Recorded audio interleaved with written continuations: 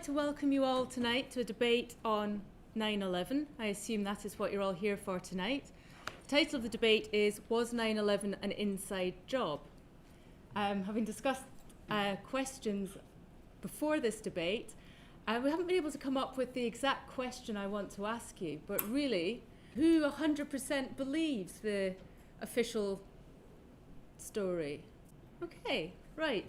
Just wanted to see who we're talking to today, really. First of all, I would like to thank Edward Shambrook, who's organised this debate today. He's going to be speaking to you at the last portion of the debate. Taking the floor first will be Ian Henshaw, who will talk to you for a couple of minutes, followed by Dr. Niels Harrett, who will talk to you for 20 minutes, followed again by Ian Henshaw, who will be back with a further few arguments for you, followed by Matt, who will also present for a couple of minutes. After that, we have Edward Shambrook, who is going to present the official story to you and tell you why he... Pardon? A bit of scepticism, but that side of the debate. My name is Dr. Sarah Lieberman, and I'm here to chair. I'm going to mediate, and if any fights break out, apparently, it is down to me to stop them. So you beware, okay? So I will take my seat again, and you will only hear my voice if things begin to get very raucous, which of course I hope they do. We'll be taking questions at the end. Once everybody has had a chance to tell you their points of view, you'll be invited to ask questions. So please don't butt in during the talks, but feel free to note down any questions you have, and you'll be able to put them to the speakers as soon as they have finished. And there should be a lot of time for questions and discussion and debate afterwards. And we're hoping for a good, lively debate. So please get all your questions to the speakers. It's a very good opportunity to question some very well published, very well thought of experts in this field. And I'm very much looking forward to hearing the talks here and the questions that you have to pose. So enjoy your evening, and I will pass you now over to Ian Henshaw.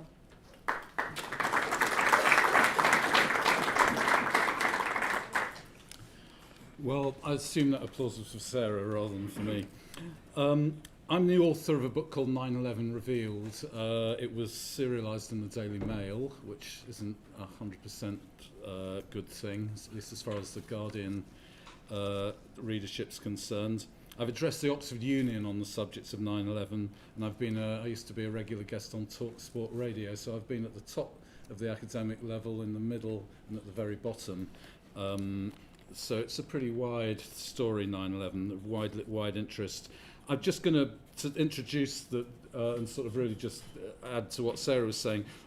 Just in case anybody doesn't know it, the official story of 9/11 is that on the 11th of September 2001, 4 planes were hijacked by Arab terrorists, suicide terrorists. They didn't only hijack the planes, they flew them. They flew them into 2 buildings in the World Trade Center, the Twin Towers in New York, and they flew one of them into the Pentagon.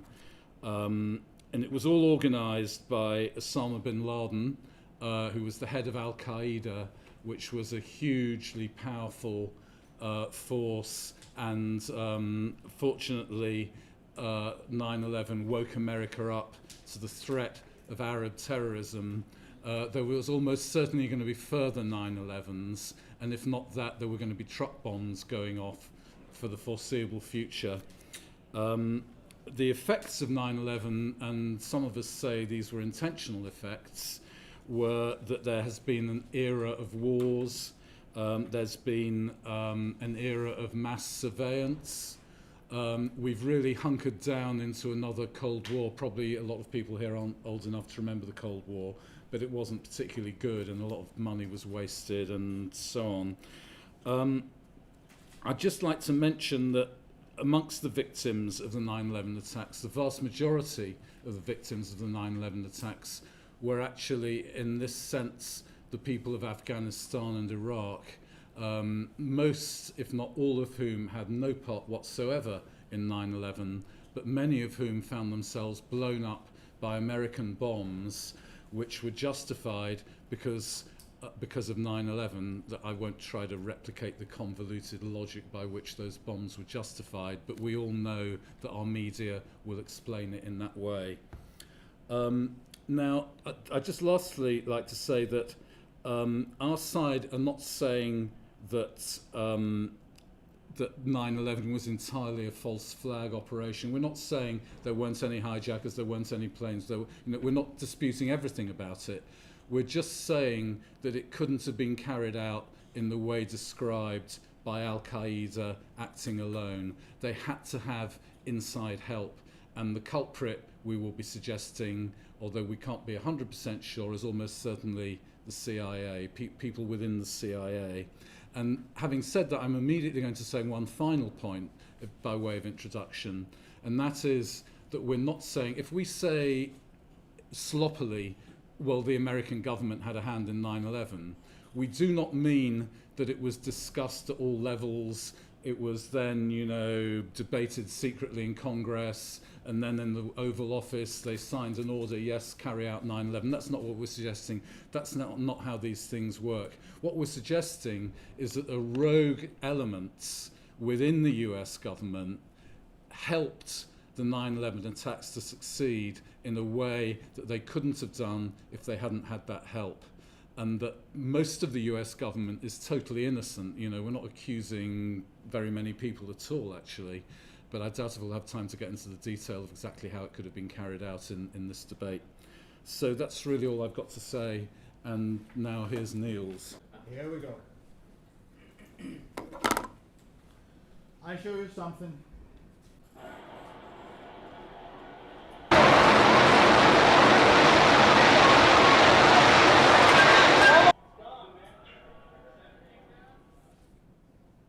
Question is there anyone in the audience who does not know what this is? Please. So everyone has seen this before. Good, okay. Because this is World Trade Center. World Trade Center was a center, much more than the two Twin Towers, which the first one, the North Tower, was hit 14 minutes to 9 in the morning. The South Tower, World Trade Center 2, was hit 17 minutes later. The Marriott Hotel, 22 stories, is lying behind. World Trade Center 4, 5, and 6 was relatively low building. But what we all just saw was building 7 standing over here. This is a photograph of the area taken from the south. We have number 1 with the antenna, number 2, the Twin Towers, number 3, number 4, number 5, number 6, and World Trade Center 7, or building 7, it will be called the rest of my little presentation here, was on the other side of a little street called Vesey Street. Building 7 was younger than the Twin Towers. They were from 1970. Building 7 was from 1987. But still, it's a gigantic building, at least from Danish standards, because that's where I come from, Copenhagen, Denmark. So 186 meters, 47 stories, and a footprint a little less than a soccer field. So it is a gigantic building. This is the south side. We are seeing it from here. This is the north facade. This picture taken at a time, 5 minutes to 9 in the morning on September 11th, where the North Tower has been hit, the South Tower has not been hit yet. And it is presenting itself as a very modern building. Now this is the same event.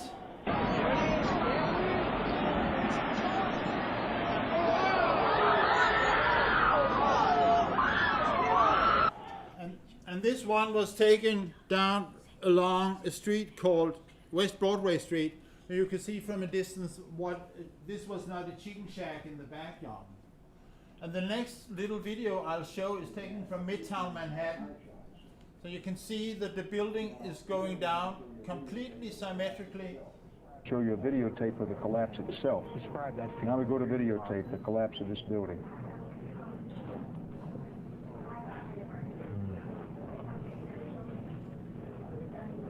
It's amazing.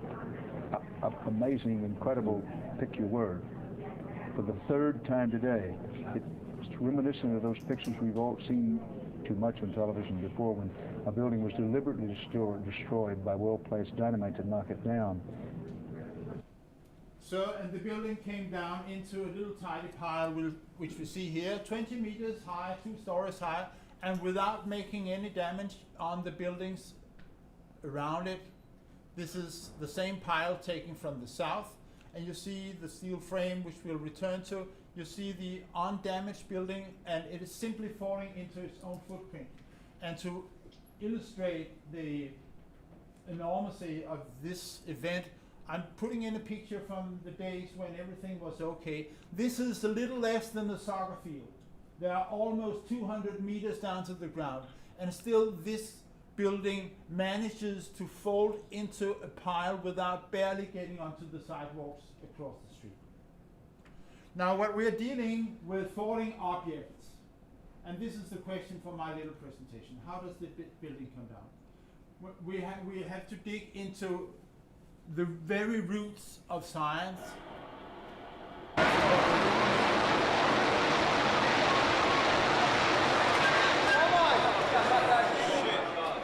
The question is, how does this building come down? And when we're talking about falling objects, it will be very wise to dig into the absolute roots of science, and where science began.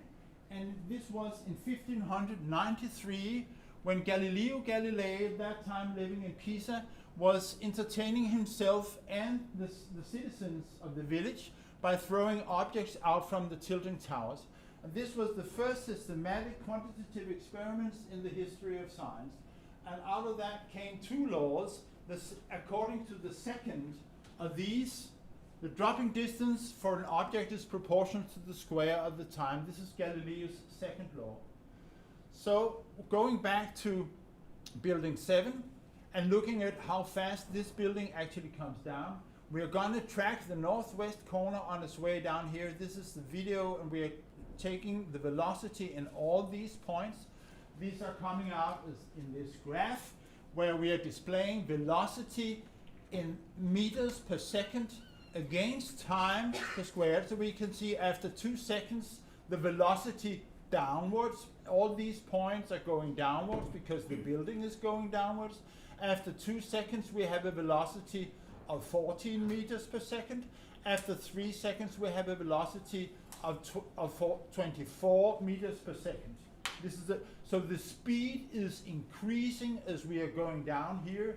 Increasing speed means acceleration. So you can all understand that the steeper this line is, the bigger is the acceleration. Therefore, we can calculate the acceleration from the size of this angle down here, and we find a value of 9.88 meters per second squared. This is a quantitative measurement. We are doing science here. We are making observations.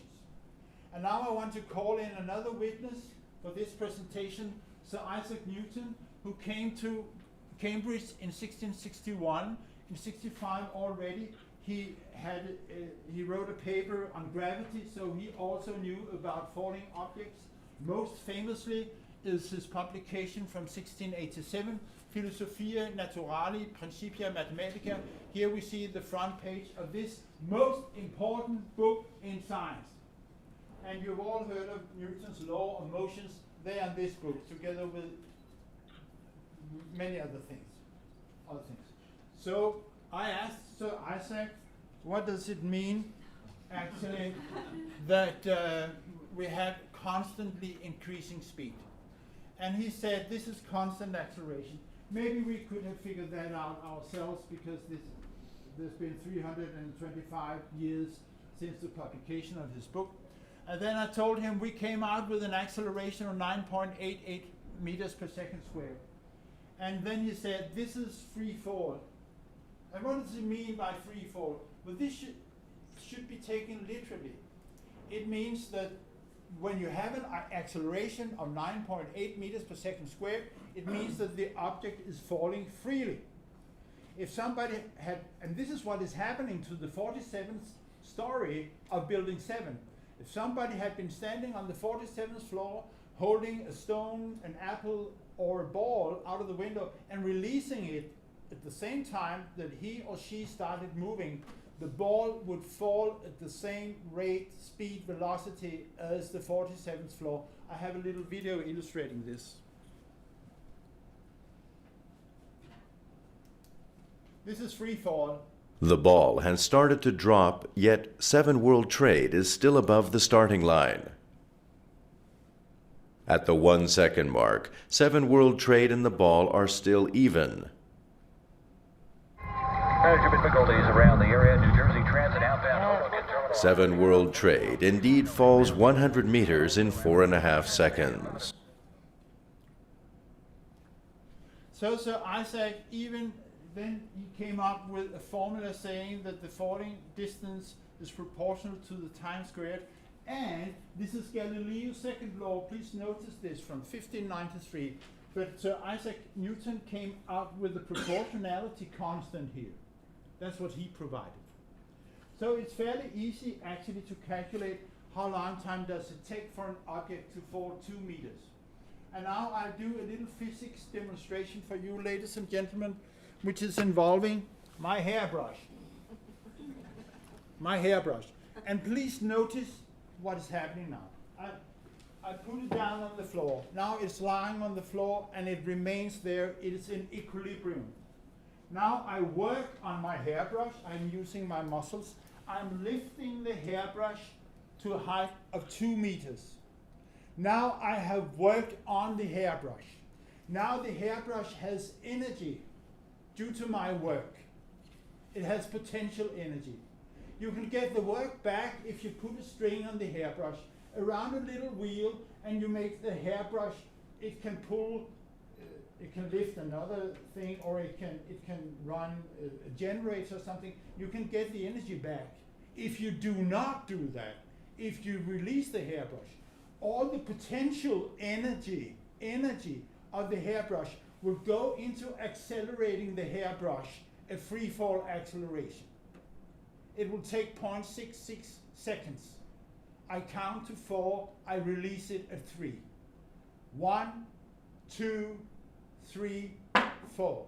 And it hit the floor before I had said 4. And if you had made the measurement accurately, you would have get 0.66 seconds out of this. Now what does that mean? It has very serious complications.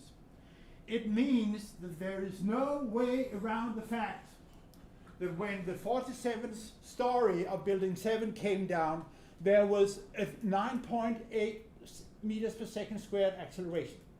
It means that there was no energy, potential energy, available for breaking all the steel beams and girders in the building. No energy. There's no way around this argument. So these are the observations we've been doing. Free fall acceleration, sudden onset on the entire roof line. We see the whole building coming down completely symmetrically. It comes all the way down. And maybe some of you has had a strained relationship with a physics teacher, which I'll not comment upon, but we can all count to 3, right? Okay, there were 2 airliners, but there were 3 high-rises. So let's take a short look at what a steel frame high-riser is.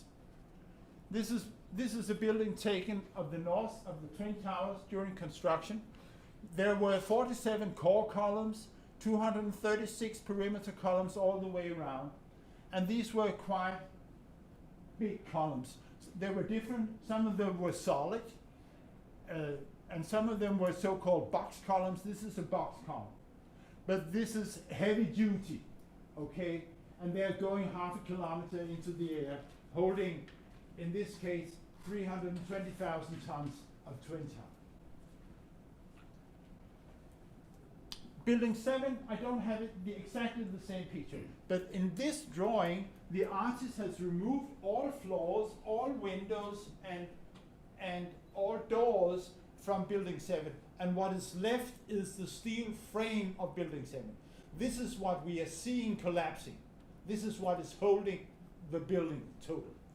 And here is a typical floor design of this building. In this case, there were 24 sturdy core columns and 57 perimeter columns all the way around. And in order for the building to come down, like we've seen, symmetrically, all these columns must have been cut, not necessarily at the same time, because such a building has what you call redundance. It's much more, it can carry much more weight than it actually does. So probably some of the columns has been taken out, but the last group of columns must have been taken out symmetrically for the building to come down symmetrically and within milliseconds for seeing this completely symmetrical collapse. And this can only be done with explosives. There's no other way to do that. Now, the National Institute of Standards and Technology, they came out with a report in 2008 saying that Building 7 collapsed primarily due to conventional office fires, despite that this has never happened either before or after 9/11. So actually this is the only necessary argument, because science is based on experience, and experience says that steel frame high-rises do not collapse due to fire, period. That's it. But we're extending the arguments a little bit, what I'm saying here. And NIST also said in a preliminary report in 2004 that NIST has seen no evidence that the collapses of Building 7 was caused by bombs, missiles, or controlled demolition. Hey, bombs? Who's talking about bombs? Well, I did just before. Missiles, why? Why do they have to say this in 2004? And what is controlled demolition? This is controlled demolition.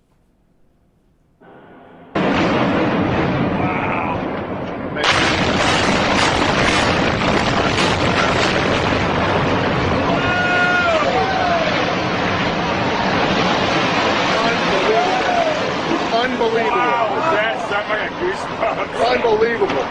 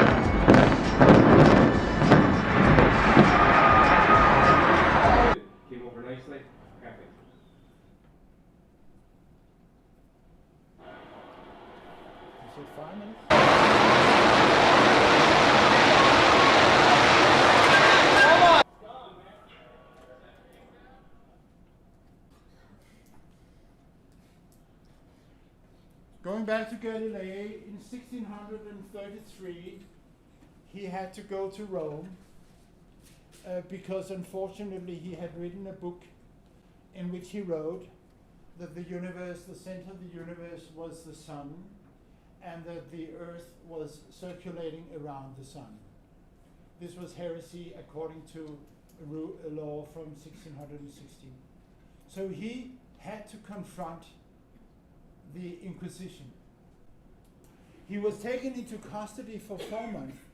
We do not know exactly what happened to him during these 4 months, but it's reasonable to assume that he was subjected to what you these days call harsh interrogation techniques. At least at the session, when at the trial, the instruments of torture was actually on display in one corner of the hall to ensure that the old man, who had just turned 70, down on his knees in his shirt only, to swear that the earth stood still in the center of the universe. Now, torture has become fashionable again, as we all know. And if you bring in a water hose and a bathtub and a wet towel, I may consider that Building 7 came down due to random office fires. But until further, I'll maintain that this is a controlled demolition. Thank you.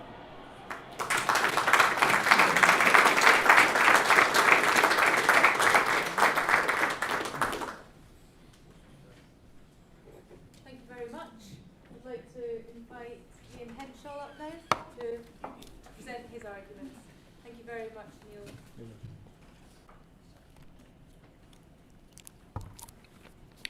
Well, I'm just a paper and pen sort of guy, and I'm here to talk about the political issues. I'm going to start on, here's the little headlines I'm going to follow. What they said at the time, the official story and how it's changed. That's always suspicious in a criminal case, and it was a criminal case after all. Who benefited? Would the media have told us if they'd found anything amiss with the official story of 9/11? Would the US government, are people in the US government capable of doing such a heinous crime as allowing a mass murder of their own citizens to justify a war? Then I'm going to mention the impossible things in the official story. Neil's just shown us one, but there are other ones in the paper trail side. And then I'm going to, then I'll be finished. So let's look at what they said at the time. You know, I think we need to go through this. A lot of you guys probably don't remember, so it's not going to be quite as impressive to you. But what they did say at the time is actually completely different in many ways from the version of the official story that they now peddle. Well, they said that the attacks came out of the blue and nobody could have imagined it. They said it again and again. Condoleezza Rice, Tony Blair, nobody could have imagined, nobody could have imagined. It was like they've been told to say that again and again and again. Well, actually, the truth is that the emergency handbook for the American FEMA, the American Emergency Services, for 2000 had a picture of planes flying into the World Trade Center. So somebody had imagined what might happen. More to the point, the FBI Minneapolis office had actually arrested one of the suspected hijackers, and they wrote memo after memo to FBI headquarters saying, we suspect that this guy was intending to hijack a plane and fly it into the World Trade Center. So when Condoleezza Rice and Tony Blair said nobody could have imagined, they were either extremely badly informed or flat out lying. But anyway, now we know that people very much were imagining it. The collapse of the Twin Towers, we were told, was more or less inevitable given what happened. This was their blanket position. Well, it's such an extraordinary day that anything can happen. You know, read, we can get away with anything because you guys are in such a state of shock and horror. And people were, believe me. I mean, probably you guys, all you guys here, even the youngest ones, can remember the sort of horror and revulsion that permeated the Western world for weeks after 9/11. You can get away with anything when people are in that state. You can get away with a lot, let's say. We lost all contact with Al-Qaeda after we left Afghanistan in 1990. Total lie, absolutely not true. Many reasons to think. Just recently there's been a case in the New York courts of an Al-Qaeda operative who the Americans, who was also a CIA agent as early as 1993, and apparently he stayed with Al-Qaeda all the way through. I won't go on about that, you might have read about it. Much more spectacular one, Ali Mohammed, ex-Egyptian army officer, in constant touch with both the US military and Al-Qaeda right up to the 9/11 attacks. Mohammed left Egypt.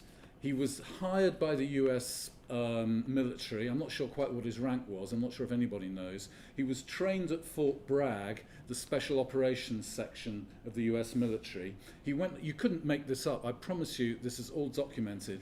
He then gave weekend training to the people, the alleged Arab terrorists who tried to blow up the World Trade Center in 1993.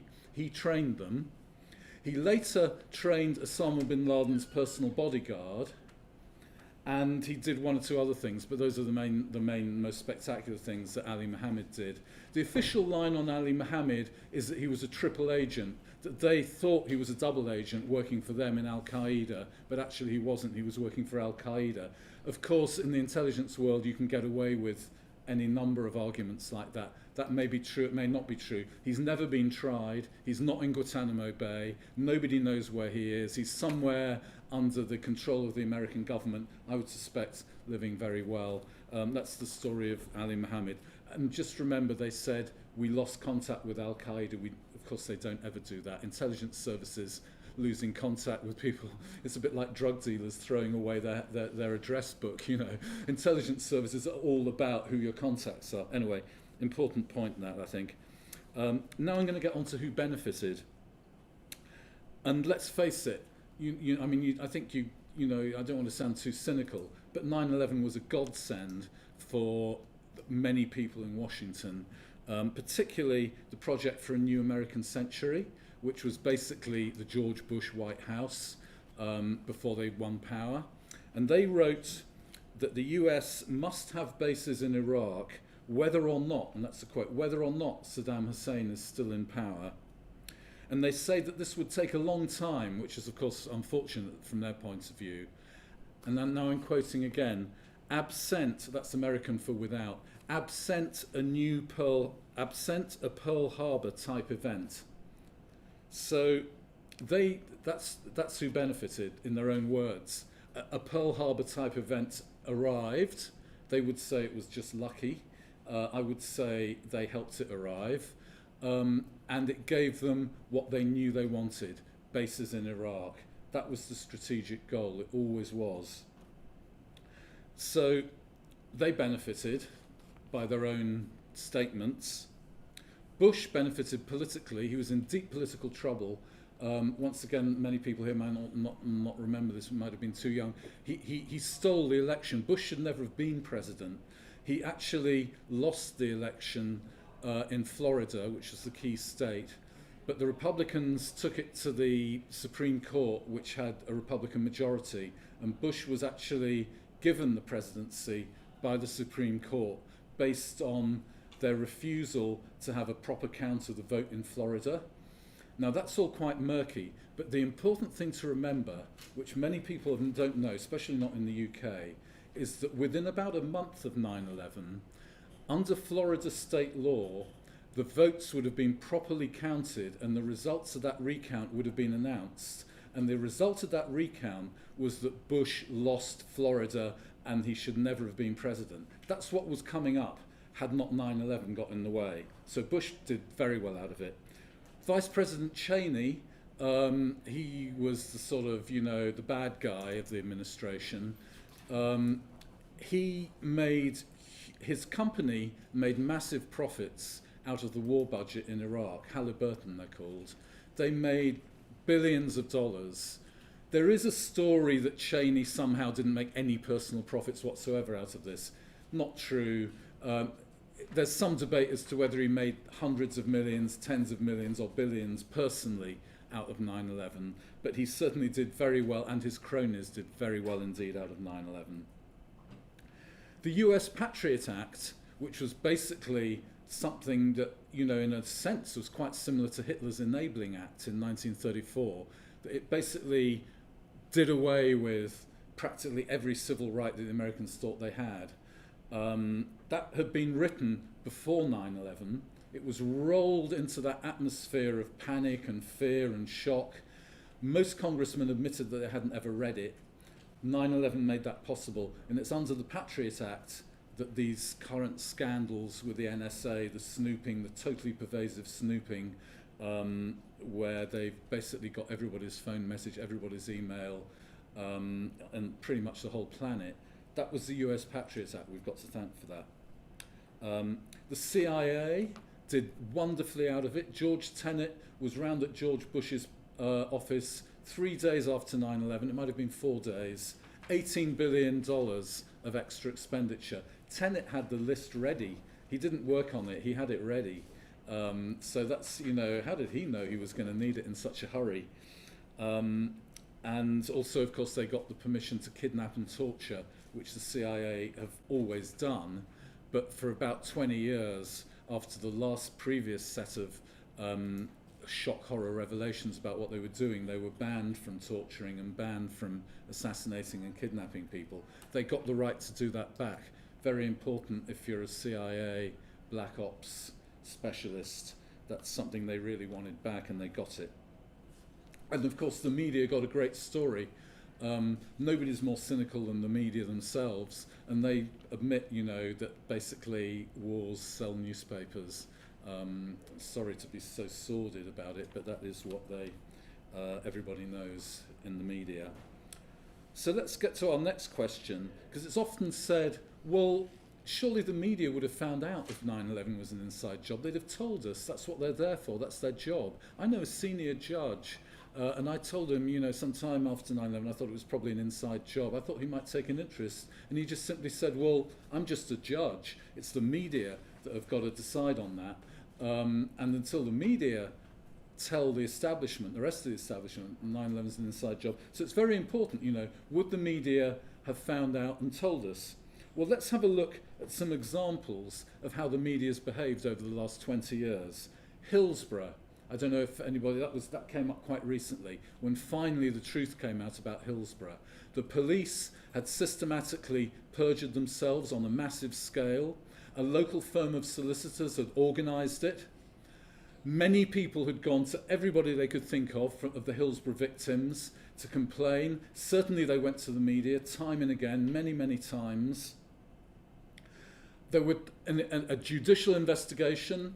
Everybody was clear, no blame for anybody. Another judicial investigation, everybody cleared, no blame for everybody. And then there was a genuine investigation run by people like us, people who weren't part of the establishment, who didn't have peerages, who weren't High Court judges, and it all came out very quickly. Complete frame up, and almost certainly it's beyond imagining that the media hadn't already been told about this. We've all been telling, when the truth about 9/11 finally comes out, the media will tell you that they had no idea how could. I can promise you the media know absolutely everything that I'm telling you today, and they've chosen not to publish any of it. Why is another question, but I can assure you that is the case. I speak to them personally. Hillsborough, weapons of mass destruction in Iraq. That, apart from 9/11, that's the biggest agreed scandal of our lifetimes. We were systematically lied into a war that in any case would have been illegal, and which resulted in the deaths of hundreds of thousands of people, not to mention Afghanistan, which of course happened on the back of 9/11. And if you look at the explanations given in the media for how Iraq could have happened, time and again, you see after 9/11, you see in the wake of 9/11, appears again and again. And the media lied about those weapons of mass destruction, just like the politicians did. They knew that the UN inspector, who'd actually been responsible for checking Iraq's weapons of mass destruction, had stated very, very clearly that they didn't have any. They knew that the so-called precursors would have rotted away and would in any case have been useless. But they dropped the word. They should have said the alleged weapons of mass destruction, but they dropped the word alleged, and by doing that, they promoted a lie that, if they didn't all know was a lie, many of them knew was a lie. So and then what about Jimmy Savile? Decades-long child molester and rapist, operating pretty much freely all over the BBC. And I'm not a BBC basher, this could have happened at ITV or anywhere else. They say they didn't know. I don't think that's very likely at all.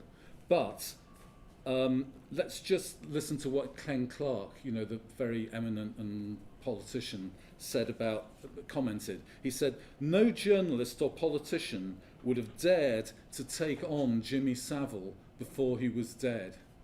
Well, I think that tells you an awful lot about the courage and the probity of the British media, that nobody would have dared take on. Well, if they're not going to dare take on Jimmy Savile, are they going to take on the CIA? Are they going to take on President Bush? Forget it. The media would not have told us, and they haven't told us.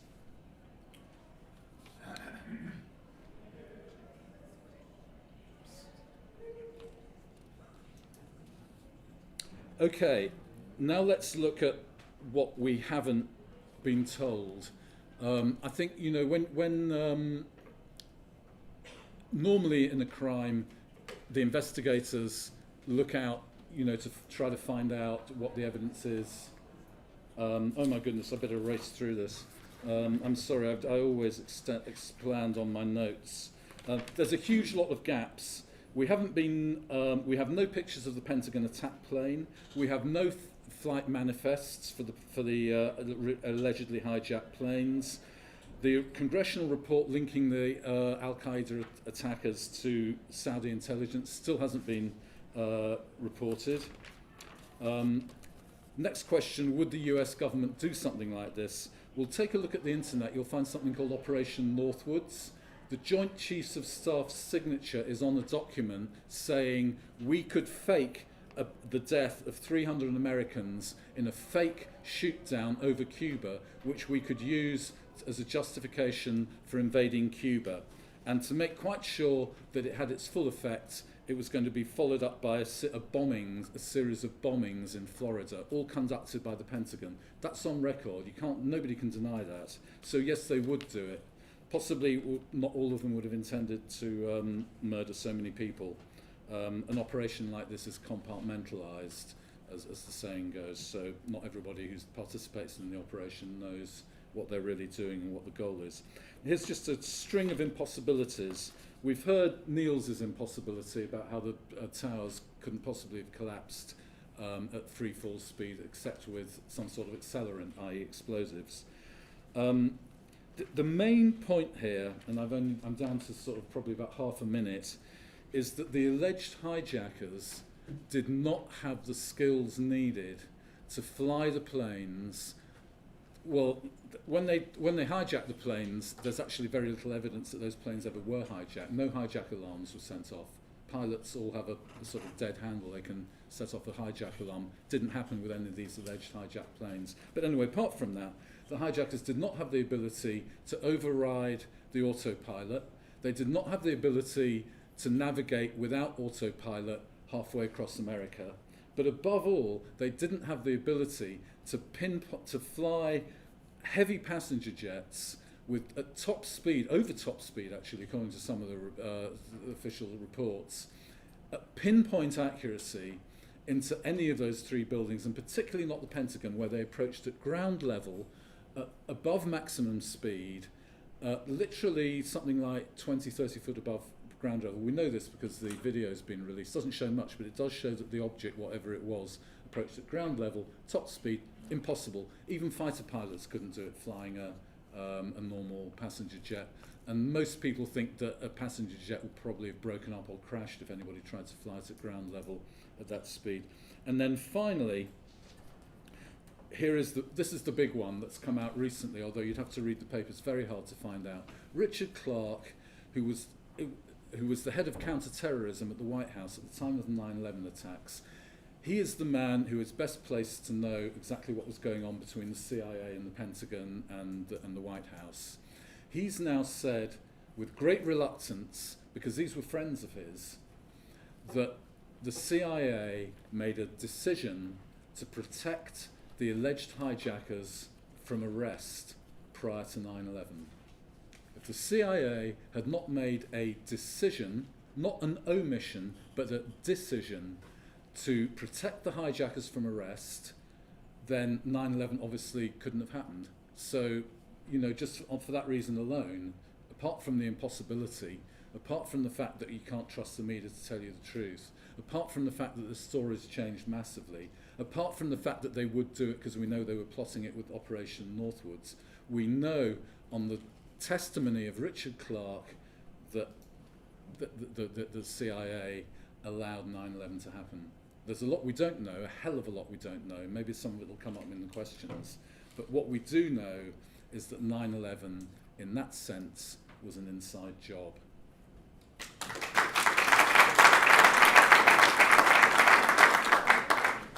Right, my name's Matt Campbell. My brother Jeff was murdered on 9/11. He was 31. I spent the last 13 years with lots of unanswered questions surrounding the circumstances of his death. Only through the relentless efforts of the US victim family members did the Bush administration reluctantly set up the 9/11 Commission. However, only 30% of the family's questions were answered. The 9/11 Commission was delayed, underfunded and set up to fail. They're not my words, they're the words of the chair and the vice chair of the 9/11 Commission.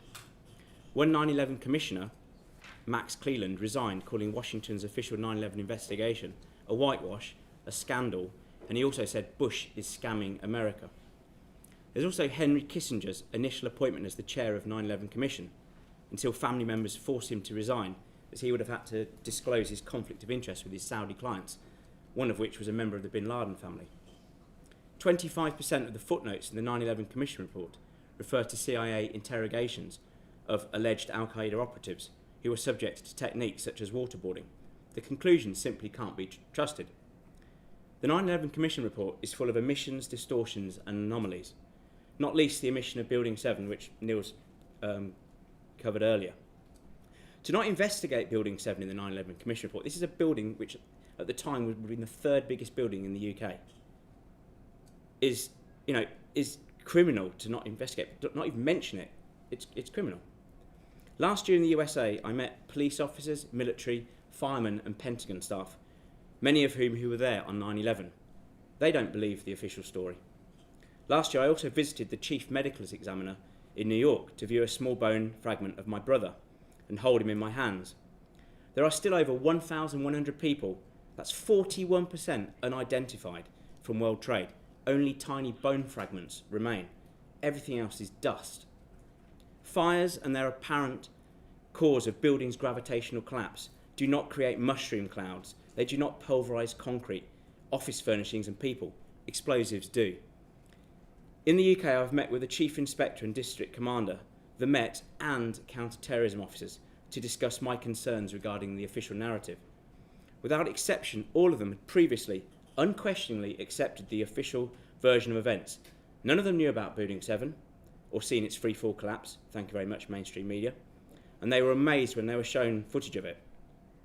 None of the police or counter-terrorism officers knew about NIST not testing for explosives and the evidence being removed from the crime scene almost immediately. That shocked the district commander. It's not standard procedure. More alarmingly, the police and counter-terrorism officers I met had not heard of Operation Northwoods. Now, a bit more detail about it. I know Ian covered it earlier. In 1962, the chairman of the Joint Chiefs of Staff brought JFK a plan called Operation Northwoods. It described pretexts which would provide justification for US military intervention in Cuba. The plan listed a series of possible actions. Here are a few. We could develop a communist Cuban terror campaign in the Miami area, in other Florida cities and even in Washington. Or we could sink a boatload of Cubans en route to Florida, real or simulated. And it is possible to create an incident which will demonstrate convincingly that a Cuban aircraft has attacked and shot down a chartered civil airliner. The passengers could be a group of college students off on holiday. JFK rejected Northwoods. However, other plans over the years, such as Operation Gladio, were not vetoed and are in operation today. The first place that the police and counter-terrorism forces should be looking in the aftermath of a terrorist attack is those with previous form, i.e. government, the military and intelligence agents community. Tony Farrell, a principal intelligence analyst for 12 years in the Yorkshire Police, prepared his annual strategic threat assessment matrix. He concluded that the most likely threat of the next 9/11 or 7/7 is from the very people who are supposed to be protecting us, our government, military and intelligence forces. He was sacked for putting forward these conclusions. Farrell has openly said 9/11 was an inside job. Ex-counter-terrorism officer Ray Savage has openly said 9/11 was an inside job. Ex-MI5 whistleblower Annie Machon has stated that false flag operations are the preferred method to achieve economic or political change. I met the counter-terrorism who actually wrote the report for the coroner into my brother's inquest, which was held in January last year. He admitted to me that the inquest conclusion is based on speculation and the US narrative, mainly taken from that delayed, underfunded, set up to fail, conflict of interest 9/11 Commission report. At no stage did the UK counter-terrorism or police forces investigate 9/11. They simply believed the same US sources that gave us the infamous weapons of mass destruction that they assured us Iraq were ready to use within 45 minutes. Remind me again how many WMDs were found. We went to war in Afghanistan over 9/11. To date, 450 British servicemen and women have been killed and thousands of US service personnel. Mothers have had their sons returned to them in pieces like my brother. In 2007, my mother and I looked at the remains of my brother's crushed head on her dining room table. This is the reality of false flag terrorism. In the US, I met a father of a son who served in the army for 2 tours in Iraq. He was being asked to commit war crimes on a regular basis against innocent people. His son blew his brains out when he returned home. There are now 22 suicides per day of ex-US veterans of the Iraq and Afghan wars. That's 1 every 65 minutes. This exceeds the number of being killed in combat. 2 more veterans will have committed suicide during this debate. This is the reality of false flag terrorism. Hundreds of thousands, if not millions, of innocent civilians have been killed in Afghanistan and Iraq. Most people do not realise that these countries have been effectively nuked with the use of depleted uranium weapons. The radiation residues from these weapons have caused mass birth defects and will continue to do so for thousands of years to come. It will kill far more people than Hiroshima and Nagasaki combined. It's genocide. This is the reality of false flag terrorism and its use as a pretext for war. The pointless sacrifice of young people about your age. The murders and deaths of innocents, mainly children, which we all fund if we unquestionably accept the narrative. So, Edward, when you debate today, I sincerely hope you argue with some real facts and put forward some real evidence, and your arguments are not based on the ridiculous official narrative that you have been told to believe by our governments and mainstream media, or worse, that you find 9/11 truth movement offensive to victim family members, as I know you have previously stated. I find 9/11 debunkers offensive. They distract us from engaging with the very people who should be answering our questions. I don't want to be debating here with you. I want the people in the US authorities who let or made everything perfectly fail that day to be here answering my questions. Why haven't the American authorities released the classified raw data for NIST model of Building 7's collapse? It may jeopardise public safety. Why haven't they released the 28 redacted pages of the Joint Intelligence Committee inquiry? Yesterday, the former Senator Bob Graham said it's a threat to national security for the people to know who made 9/11 financially possible. Why has every standard procedure of police investigation been turned on its head? You'd better be right, 100% right, in sticking to the official conspiracy theory of 19 hijackers armed with box cutters directed by a man on dialysis in a cave in Afghanistan. Because if you're not right, in my view, you're as guilty as the actual people who perpetrated these crimes and killed my brother. You are effectively defending the real people involved in murdering my brother. You're saying it's okay for all of us to carry on funding the illegal genocidal wars, and I'll never get any justice for Jeff. Reacquaint yourself with some basic physics you learnt when you were 14 or 15. Start educating yourself properly. Turn off the brainwashing TV. Stop subscribing to the BBC state-sponsored propaganda and refuse to accept the official narrative and fight back. Like my brother, your tomorrows are no longer guaranteed.